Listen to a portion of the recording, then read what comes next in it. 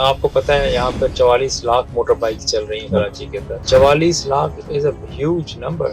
اور اس میں تو ایک ہی طریقے سے یہ ٹھیک ہو سکتا ہے کہ ہر کوئی اپنی اپنی ذمہ داری کا احساس کرے. ورنہ تو ہمارے پاس اتنے لاکھوں تو پولیس والے پورے سندھ میں نہیں ہیں. یہ تو ہم تو صرف 5000 ہیں. زیادہ سے زیادہ یہ ضرور ہوگا کہ جو کیمرے ہم لگا رہے ہیں اور وہ جو آپ کو اس طرح کی حرکتیں کرتے ہوئے پکڑ لیں گے تو پھر آپ کی شامت بڑی آنی ہے. بہتر یہ نہیں ہے کہ آپ اپنے آپ کو ٹھیک کر لیں. آپ اس طرح کے کام کیوں کرتے ہیں؟ اب دیکھیں یہ 1 وے کی خلاف ورزی ہے. آپ کو پتا ہے یہ اقدام قتل ہے اور یہ جو ہے نا اٹیمپٹڈ مرڈر ہے. اور سعودی عرب میں تو باقاعدہ اس کے بارے میں فتویٰ بھی ہے کہ یہ گناہ کبیرہ میں سے ایک ہے. کیوں اپنی جان آپ ہتھیلی پہ رکھ کر سوسائڈل بن کے دوسروں کے لیے اقدام قتل کا باعث بن رہے ہیں؟ اگر آپ تھوڑا سا آگے سے جا کر آپ گھوم کر آ جائیں گے تو کون سی قیامت آ جائے گی؟ کون سی آپ کی جاب جا رہی ہے؟ آپ جان اپنی ہتھیلی پہ اور داؤ پہ لگا کر آپ نے بس وہی روٹ پکڑنا ہے جو کہ قانوناً جرم ہے. یہ تو دیکھیں آپ نے سب نے اپنے اپنے گریبانوں میں جھانکنا ہے. آپ نے ایک ذمہ دار شہری اور ایک ذمہ دار رائڈر کا ثبوت بھی دینا ہے. وہ تو میں بارہا کہتا ہوں. آخر کب تک ہم فائن کریں گے اور کب تک ہم آپ کو اسی طرح سے ایجوکیٹ کریں گے؟ So there is something which is innate جو آپ کے اندر ہوتا ہے. کوئی آپ کو بتاتا نہیں ہے کہ جھوٹ بولنا غلط ہے، چغلی یا بہتان